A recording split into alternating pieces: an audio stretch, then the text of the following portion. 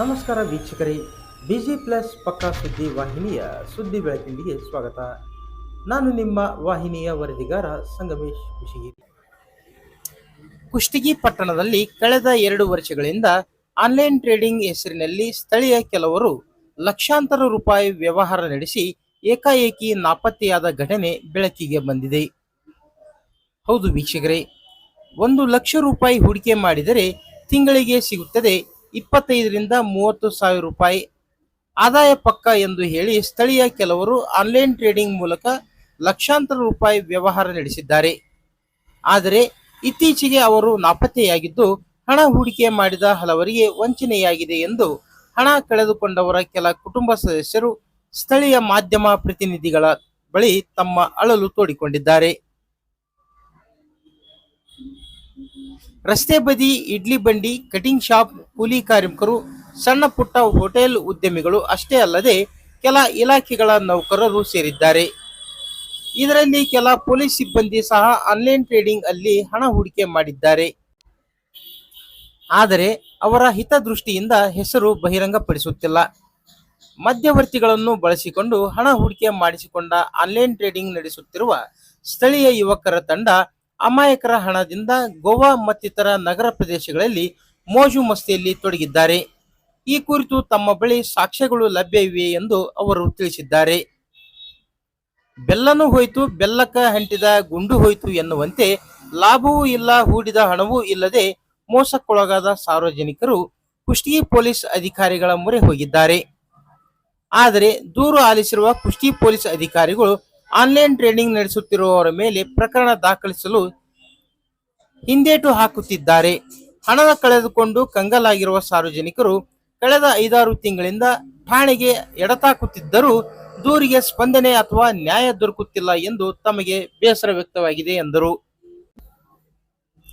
ಅನಧಿಕೃತವಾಗಿ online trading ಮೂಲಕ ಅವ್ಯವಹಾರ ನಡೆಸಿ ನಾಪತ್ತೆಯಾದ ವಂಚಕರ ಬೆನ್ನೆಲುಬಾಗಿ ಕೆಲ ರಾಜಕೀಯ ಪ್ರಭಾವಿ ವ್ಯಕ್ತಿಗಳು ಮತ್ತು ಪೊಲೀಸ್ ಅಧಿಕಾರಿಗಳು ನಿಂತಿದ್ದಾರೆ ಎಂದು ಆರೋಪಿಸಿರುವ ವಂಚನೆಗೊಳಗಾದವರ ಕುಟುಂಬ ಸದಸ್ಯರಾದ ಅಬ್ದುಲ್ ನಯೀಂ, ಹನುಮೇಶ್ ರಾಯಬಾಗಿ, ಅನಿಲ್ ಇತರರು ಆಕ್ರೋಶ ವ್ಯಕ್ತಪಡಿಸಿ ಈ ಕುರಿತು ಗೃಹ ಸಚಿವರಿಗೆ, ಐಜಿಪಿಗೆ, ಸಿಸಿಬಿಗೆ, ಲೋಕಾಯುಕ್ತರಿಗೆ, ಕೊಪ್ಪಳ ಎಸ್ಪಿಗೆ, ಕುಷ್ಟಗಿ ಸಿಪಿಐ ಅವರಿಗೆ ತನಿಖೆ ನಡೆಸಿ ವಂಚಕರನ್ನು ಪತ್ತೆ ಮಾಡಿ ನಮಗೆ ನ್ಯಾಯ ಕೊಡಿಸುವಂತೆ ಪ್ರತ್ಯೇಕವಾಗಿ ದೂರು ಸಲ್ಲಿಸಲಾಗಿದೆ ಎಂದು ಅವರು ಮಾಹಿತಿ ನೀಡಿದ್ದಾರೆ.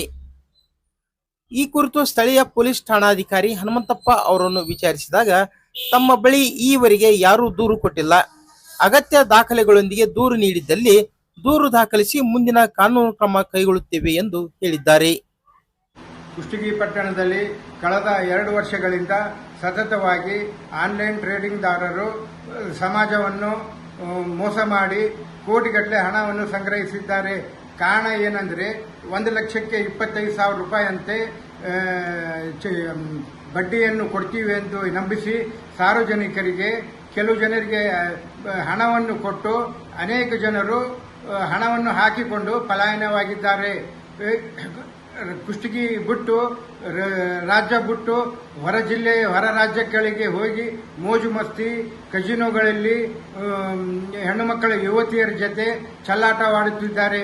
ಕುಷ್ಟಗಿ ಪಟ್ಟಣದ ಅನೇಕ ಕುಟುಂಬದವರು ಈ ಕೃತ್ಯಕ್ಕೆ ಬಲಿಪಶುವಾಗಿದ್ದಾರೆ.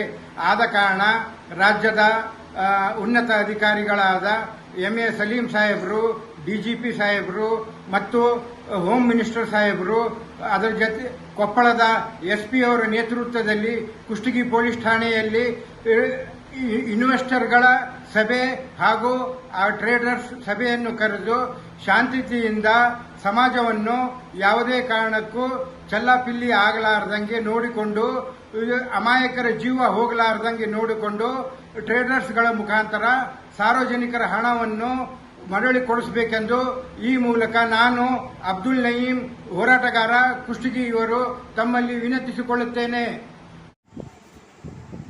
ಹೇಳಿ ಸರ್, ನೀವು ಹೇಗೆ ಮುಗಿಸ್ಕೊಂಡಿದ್ರಿ? ನಾವು ಸ್ಟಾರ್ಟ್ಅಪ್ ಮಾಡಬೇಕಂದ್ರೆ ಬೆಂಗಳೂರಿಗೆ. ತಮ್ಮ ಹೆಸರು ಹೇಳ್ರಿ, ಫಸ್ಟ್ ತಮ್ಮ ಹೆಸರು ಹೇಳ್ರಿ. ಮೊಹಮ್ಮದ್ ವೇಜ್ ಅಂತ ನನ್ನ ಹೆಸರು. ನಾನು ಬೆಂಗಳೂರೊಳಗೆ ಕೆಲಸ ಮಾಡೋ ಮುಂದೆ ಅಮೌಂಟ್ ಎಲ್ಲ ಕೂಡಿಟ್ಟಿದ್ದೆ.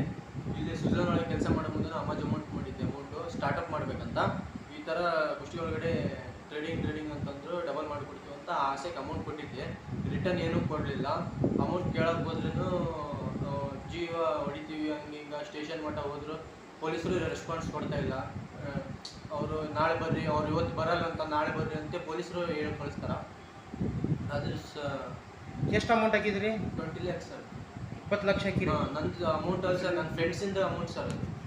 ಆಯ್ತು, ನಿಮ್ಗೆ ಎಷ್ಟು ಕೊಡ್ತಂತ ಅಂದ್ರೆ ಪರ್ ಮಂತ್ ಕೊಡ್ತಂತ ಹೇಳಿದ್ರು? ಪರ್ ಮಂತ್ 20%, 25%, 30% ಕೊಡ್ತೀನಿ ಅಂತ ಹೇಳಿದ್ರು ಸರ್. ಅಂದ್ರೆ ಕೊಡ್ಲಿಲ್ಲ ಸರ್ ಅವರು. ಊರಾಗೂ ಇಲ್ಲ ಸರ್, ಅವ್ರು ಊರ್ ಬಿಟ್ಟು ಹೋಗಿದಾರ. ಎಷ್ಟು ದಿನ ಆಯ್ತು ನೀವು ಹಾಕಿ 20 ಲಕ್ಷ? ಒಂದು 6 months 7 months ಆಯ್ತು ಸರ್. ಎಷ್ಟು ತಿಂಗಳು ತೊಗೊಂಡ್ರಿ ನೀವು ಆ ರೀತಿ? ತಗೊಂಡಿಲ್ಲ ಸರ್, 1 month ತಗೊಂಡಿಲ್ಲ. ಹೌದಾ? ಈಗ ಪೊಲೀಸ್ ದೂರು ಕೊಟ್ಟು ಎಷ್ಟು ದಿನ ಆಯ್ತು? ಪೊಲೀಸ್ ಕೊಟ್ಟು ಒಂದು 20-25 days ಆಯ್ತು ಸರ್. ಇವರಿಗೆ ಯಾವುದೇ ಕ್ರಮ ತಗೊಂಡಿಲ್ಲ? ಯಾರು ತಗೊಂಡಿಲ್ಲ ಸರ್. ಇನ್ನಾದ್ರೂ ಅವರಿಗೂ ಕರ್ಸಿಲ್ಲ, ನಮಗೂ ಕರ್ಸಿಲ್ಲ ಸರ್. ನಾವು ಡೈಲಿ ಹೋಗ್ತಾ ಇದ್ದೀವಿ ಸರ್. ಅವ್ರು ನಾಳೆ ಬರ್ತಾರಂತ ನಾಳೆ ಬರ್ರಿ ಅಂತ ಹೇಳ್ತಾರೆ ಸರ್. ಮೇಲಧಿಕಾರಿಗಳೇನಾದ್ರು ದೂರು ಕೊಟ್ರೆ ನೀವು? ಇಲ್ಲ ಸರ್. ಈಗ ನೀವು ಅವ್ರಿಗೆ ಪಪ್ಪ ಕೊಟ್ಟಿದ್ದಾರೆ ಸರ್. ಈಗ ಅವ್ರಿಗೆ 20 ಲಕ್ಷ ಕೊಟ್ಟಿದ್ದು ಏನಾದ್ರು ದಾಖಲಾತಿಗಳದಾವ ತಮ್ಮ ಹತ್ರ? ಇದಾವೆ ಸರ್, ಚೆಕ್ ಇದಾವ, RTGS ಮಾಡಿದ್ದು ಇದಾವ, ಪೊಲೀಸರಿಗೂ ತೋರಿಸಿದೀವಿ ಸರ್.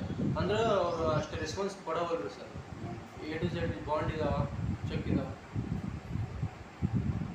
ಮಾನ್ಯ ಗೃಹ ಮಂತ್ರಿಗಳಲ್ಲಿ ವಿನಂತಿ ಮಾಡಿಕೊಳ್ಳೋದೇನೆಂದರೆ, ಕುಷ್ಟಗಿಯಲ್ಲಿ ಎಗ್ಗಿಲ್ಲದೆ ಆನ್ಲೈನ್ ಟ್ರೇಡಿಂಗ್ದಾರರು ಸಮಾಜವನ್ನು ಬಲಿಪಶು ಮಾಡ್ತಾ ಇದ್ದಾರೆ. ಈ ಪ್ರಕರಣಕ್ಕೆ ಸಂಬಂಧಪಟ್ಟ ಹಾಗೆ ಕುಷ್ಟಗಿ ಪೊಲೀಸ್ ಠಾಣೆಯಲ್ಲಿ ಅನೇಕ ದೂರುಗಳನ್ನು ಸಹ ಕೊಟ್ಟಿರುತ್ತಾರೆ. ಆ ದೂರಿನ ಅನ್ವಯ ಕುಷ್ಟಗಿ ಪೊಲೀಸ್ ಠಾಣೆಯ ಅಧಿಕಾರಿಗಳು ಸಂಪೂರ್ಣವಾಗಿ ಆರೋಪಿ ಸ್ಥಾನದಲ್ಲಿ ಇರುವ ಆರೋಪಿಗಳನ್ನು ಕರೆದುಕೊಂಡು ಬಂದು ಹೂಡಿಕೆದಾರರ ಸಮಕ್ಷಮ ಚರ್ಚೆ ಮಾಡ್ತಾ ಇಲ್ಲ. ಅದರ ಜೊತೆಗೆ ಇವರು ನಾವು 1 ತಿಂಗಳದ ಹಿಂದೆ ಪೊಲೀಸ್ ಠಾಣೆಗೆ ಅರ್ಜಿ ಕೊಟ್ಟರೂ ಸಹ ಅಕ್ರಮ್ ಭಾಷನ್ನು ಕರೆದುಕೊಂಡು ಇಲ್ಲಿಗೆ ಠಾಣೆಗೆ ಕರೀತಾ ಇಲ್ಲ. ಆದ ಕಾರಣ ದಯಮಾಡಿ ಹೋಮ್ ಮಿನಿಸ್ಟರ್ ಸಾಹೇಬರು ತಾವು ಕೊಪ್ಪಳದ SP ಸಾಹೇಬರ ನೇತೃತ್ವದಲ್ಲಿ ಕುಷ್ಟಗಿಯಲ್ಲಿ ಆನ್ಲೈನ್ ಟ್ರೇಡರ್ಸ್ ಹಾಗೂ ಹೂಡಿಕೆದಾರರ ಒಂದು ಸಭೆಯನ್ನು ಮಾಡಿ ಬಡ ಕುಟುಂಬಗಳಿಗೆ, ಅಮಾಯಕರಿಗೆ ಆಗಿರುವ ನಷ್ಟವನ್ನು ಭರಿಸಿ ಕೂಡಲೇ ಅವರ ಜೀವ ರಕ್ಷಿಸಬೇಕೆಂದು ನಾನು ಗೃಹ ಮಂತ್ರಿಗಳಲ್ಲಿ ವಿನಂತಿ ಮಾಡಿಕೊಳ್ಳುತ್ತೇನೆ.